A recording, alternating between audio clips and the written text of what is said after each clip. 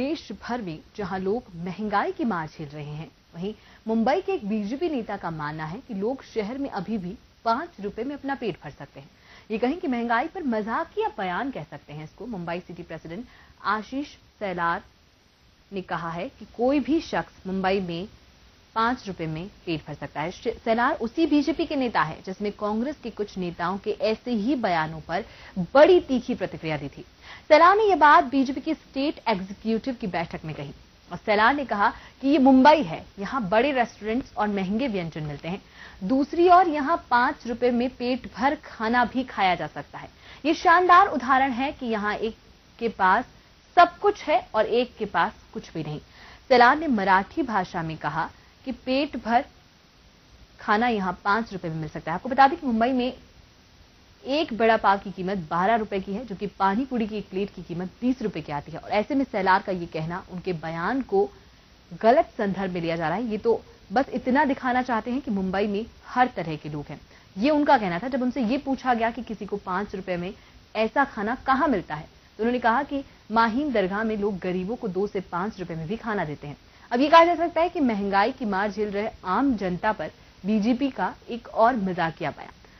आपको बता दें कि इससे पहले कांग्रेस के भी कई नेता इस तरह के बयान दे चुके हैं। रशीद मसूद ने दिल्ली में कहा था कि 5 रुपए में भरपेट खाना खाया जा सकता है, जिस पर बीजेपी ने काफी विवाद खड़ा किया था। उसके साथ ही मुंबई की अगर बात करें तो राज बब्बर ने 12 रुपए में पेट भर खाने की बात कही थी और उस पर भी काफी बवाल मचा था और काफी विवाद खड़ा किया था बीजेपी ने। अब ऐसे में सत्ता पक्ष में आते ही बीजेपी के नेता ही, जहां मुंबई बीजेपी के अध्यक्ष हैं आशीष सेलार, और वो कहते हैं कि पेट भर खाने के लिए सिर्फ 5 रुपए काफी है, यानी 5 रुपए में एक व्यक्ति पेट भर खाना खा सकता है। तो कहीं ना कहीं उन लोगों के लिए एक मजाक है जो इस महंगाई की मार झेल रहे हैं। उन आम लोगों के लिए ये एक मजाक जरूर है। और अब बढ़ेंगे और बड़ी खबर की ओर। कहां महानरेगा योजना जो है उसको क्या बंद किया जाएगा या फिर इसमें से कुछ परिवर्तन किए जाएंगे, कुछ ऐसी ही चर्चाएं इन दिनों सियासी गलियारों में जोरों पर हैं। और सियासी बहस आधार बना है वो पत्र जो राजस्थान के मुख्यमंत्री वसुंधरा राजे ने केंद्रीय मंत्री नितिन गडकरी को लिखा है। राजस्थान के मुख्यमंत्री वसुंधरा राजे की ओर से महात्मा गांधी राष्ट्रीय रोजगार गारंटी कानून को लेकर केंद्र को लिखी गई चिट्ठी से कांग्रेस में खलबली मच गई है।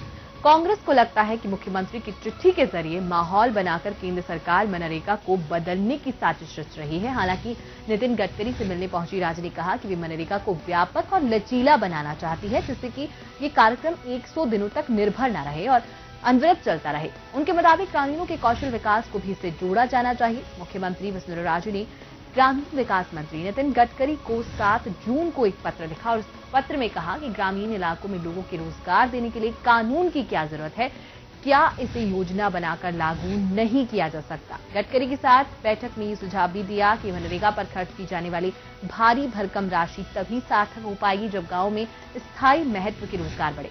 कांग्रेस चिट्ठी से इसीलिए भी आशंकित है कि शुक्रवार को वित्त और उपभोक्ता मंत्रालय के मंत्रियों की ओर से महंगाई रोकने के उपायों पर विचार करने के लिए बुलाई गई बैठक में एजेंडा पेपर में बढ़ती महंगाई के लिए मनरेगा को भी एक कारण बताया गया।